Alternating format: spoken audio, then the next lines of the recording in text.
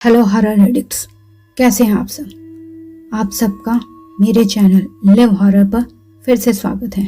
आज मैं आपके लिए फिर से एक नई कहानी लाई हूँ। अरे यार, हम कब पहुँचेंगे तेरे फार्म हाउस पर, रोहित ने चिढ़ते हुए कहा था। अरे इस हाईवे से थोड़ा आगे ही है, विक्रम ने बहुत आराम से जवाब दिया।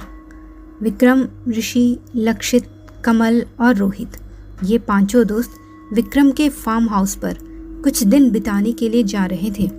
रोहित थोड़ा इंट्रोवर्ट नेचर का था और उसे फार्म हाउस पहुंचने की जल्दी थी। उसने हेडफोन्स लगा रखे थे और बाकी चारों मजाक मस्ती में डूबे हुए थे। यहाँ से कोई शॉर्टकट है लगता, विक्रम ने हाईवे पर जाते हुए एक मोड़ पर गाड़ी रोककर कहा। वो रास्ता संकरा और पेड़ों से घिरा हुआ लगता था। मैंने कभी ऐसे किसी शॉर्टकट का नहीं सुना, पता नहीं आगे का रास्ता कैसा हो। बेहतर होगा हम हाईवे से ही जाएं, ऋषि ने उस संकरे रास्ते को देखते हुए कहा था। कमल ने भी उसकी हाँ में हाँ मिलाई, क्योंकि वो थोड़ा डरपोक था।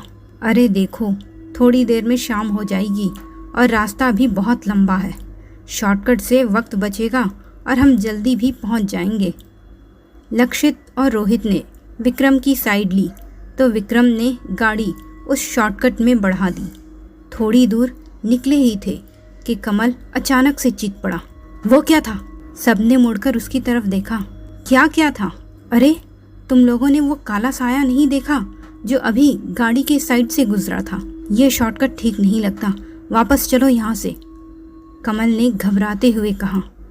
नहीं, हमें तो कोई साया नहीं दिखा, तुम्हें शायद वहम हुआ है, विक्रम ने उसे समझाया। लक्षित ने भी उसकी पीठ थपथपाकर उसे हौसला दिया और गाड़ी फिर से स्टार्ट कर दी। अभी थोड़ा वक्त गुजरा ही था कि उन्हें कोई आदमी लिफ्ट मांगता हुआ दिखाई दिया। विक्रम ने गाड़ी रोक दी तो वो आदमी विक्रम के पास आकर बात करने लगा था। तभी कमल फिर से चीख पड़ा, विक्रम गाड़ी बढ़ाओ विक्रम। जब विक्रम ने उसकी बात नहीं मानी तो कमल ने पीछे से ही बढ़कर स्टीयरिंग व्हील अपने हाथ में लेने की कोशिश की। उसको अपने आपे से बाहर होता देख विक्रम ब्रेक से पैर हटाकर गाड़ी बढ़ाने लगा तो उस आदमी ने भी झपट कर गाड़ी रोकने की कोशिश की और कुछ दूर तक गाड़ी के पीछे भागता रहा। फिर जब गाड़ी की स्पीड बढ़ी तो वो कहीं पीछे छूट गया। इस हादसे से पांचों घबरा गए थे। तुमको कैसे पता चला कि कुछ गड़बड़ है? लक्षित ने खुद को शांत करते हुए कमल से पूछा। जब विक्रम उससे बात कर रहा था तब मेरी नज़र साइड मिरर पर गई। उसमें उसकी शक्ल मुर्दों वाली थी, आँखों की पुतलियाँ गायब थी। ये सुनकर उन चारों के रोंगटे खड़े हो गए। विक्रम, गाड़ी मोड़ो, वापस चलते हैं यहाँ से, ये ठीक नहीं है, ऋषि ने डरते हुए चारों की तरफ देखते हुए कहा था।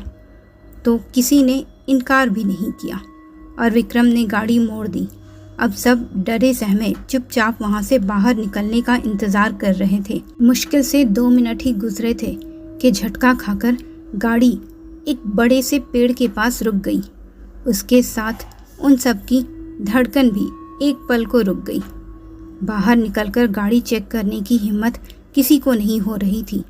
विक्रम ने मैकेनिक को बुलाने के लिए अपना फ़ोन निकाला तो उसमें सिग्नल ही नहीं आ रहा था।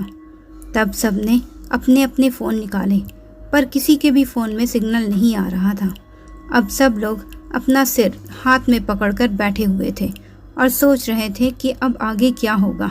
कुछ तो करना होगा, हम ऐसे कब तक बैठे रहेंगे, और अंधेरा हो गया तो कोई मदद को भी नहीं आएगा। ये बात तो सबको ही पता थी, पर सवाल ये था कि करे तो क्या करे। तभी विक्रम ने कार का शीशा थोड़ा सा नीचे किया तो सब एक साथ चीख पड़े। बस फ़ोन बाहर निकालूंगा, शायद सिग्नल मिल जाए। पर तभी तेज़ आवाज़ के साथ कोई भारी चीज़ गाड़ी की छत पर आ गई। पूरी गाड़ी बुरी तरह से हिल गई थी और साथ ही अंदर बैठे वो लोग भी। विक्रम ने झट से शीशा वापस चढ़ा दिया। वो भयानक चीज़ जो कुछ भी थी अगले ही पल जा चुकी थी।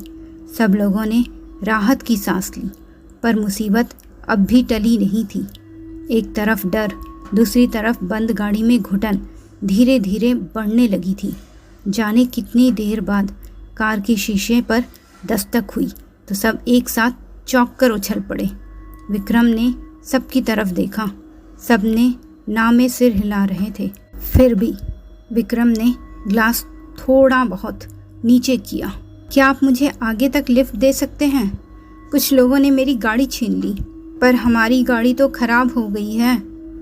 अरे मैं मैकेनिक हूँ, आप बोनेट खोलिए, मैं अभी चेक कर लेता हूँ। विक्रम ने गर्दन घुमाकर सबकी तरफ देखा। सभी कंफ्यूज थे। विक्रम ने बोनेट खोल दिया और बस 5 मिनट के बाद ही गाड़ी का इंजन शोर करता हुआ स्टार्ट हो गया। सबके चेहरे खुशी से खिल गए। अब आप मुझे आगे तक लिफ्ट देंगे? जी ज़रूर, क्यों नहीं, आइए बैठिए, कहकर विक्रम ने गाड़ी के दरवाजे अनलॉक कर दिए और रोहित ने अपने तरफ का दरवाज़ा खोल दिया। उस आदमी को कार के पीछे से घूमकर आना था, पर 1 मिनट के बाद भी वो कार में नहीं आया तो सब पीछे मुड़कर देखने लगे। अरे ये कहाँ गायब हो गया? विक्रम ने हैरानी से बड़बड़ाते हुए पूछा। उस हैरानी में डर भी था कि कोई हवा में कैसे गायब हो सकता है। छोड़, तू गाड़ी आगे बढ़ा, रोहित ने खींचते हुए कहा था। तो सब गाड़ी में बैठ गए। बहुत देर गाड़ी चलाने के बाद भी रास्ता ख़त्म नहीं हो रहा था। विक्रम ने अचानक से गाड़ी रोक दी। ये वही पेड़ है ना जहाँ पर गाड़ी खराब हुई थी? विक्रम ने परेशान होकर कहा था।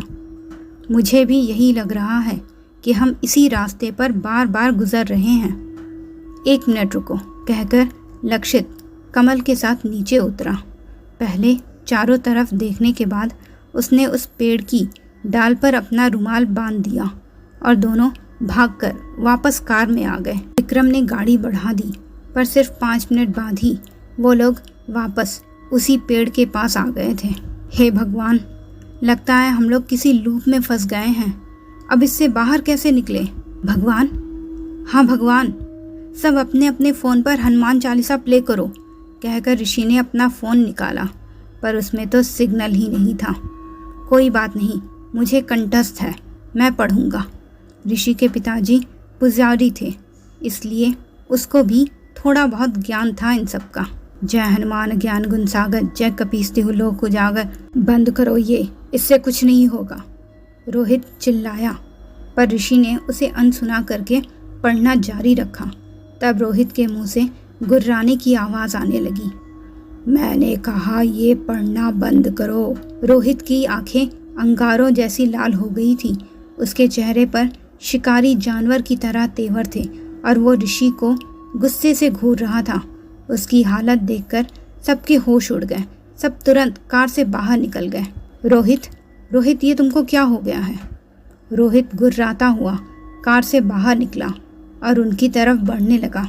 ऋषि अब भी हनुमान चालीसा पढ़ रहा था, पर रोहित को अपनी तरफ बढ़ता देख कमल घबराकर जंगल में पेड़ों की तरफ भागा। उसे जंगल में भागता देख रोहित के चेहरे पर एक खौफनाक खुशी की चमक आई और वो भी उसके पीछे भागा और बिजली की तेज़ी से उस तक पहुंचकर उसका काम तमाम कर दिया। कमल का हश्र देखकर तीनों डर से थर थर काँप रहे थे। किसी भी पल उनका भी सेम अंजाम हो जाएगा। विक्रम और लक्षित हनुमान चालीसा पढ़ रहे ऋषि की आड़ में खड़े थे। रोहित अब एक एक कदम उनकी तरफ बढ़ा रहा था और वो लोग एक एक कदम पीछे हटते जा रहे थे कि तभी रोहित के पीछे हवा में से सबसे पहले जो आदमी उन्हें मिला था वो प्रकट हो गया और रोहित को गले से पकड़ लिया। मैं इसे रोकने की कोशिश करता हूँ, आप लोग यहाँ से बाईं तरफ थोड़ी दूरी पर एक मंदिर है, वहाँ चले जाओ। उन तीनों के पास ज़्यादा सोचने का या समझने का वक्त नहीं था। वो लोग जब बाईं तरफ भागे तो वहाँ सच में एक मंदिर था, जिसमें घुसकर उन लोगों ने दरवाज़ा बंद कर लिया। उनको लगा कि वे लोग बच गए, पर थोड़ी ही देर बाद रोहित गुर्राता हुआ वहाँ आ गया। सबके दिल तेज़ी से धड़क रहे थे, पर भरोसा था कि वो अंदर नहीं आएगा। मंदिर के अंदर उनके फ़ोन भी चलने लगे थे सुबह होते ही उन्होंने पुलिस को फ़ोन करके बुलाया और सारा हाल सुनाया। पुलिस को उसी पेड़ के पास रोहित की लाश भी मिल गई, पर जिसने उनकी जान बचाई उसका कुछ भी पता न चला। वो कौन था, इंसान था या कुछ और। तो मित्रों, कैसी लगी ये स्टोरी? अपनी राय कमेंट बॉक्स में ज़रूर दीजिएगा और ऐसे ही ढेर सारी हॉरर स्टोरीज़ के लिए मेरे चैनल लिव हॉरर को सब्सक्राइब करना बिल्कुल मत भूलिएगा। धन्यवाद।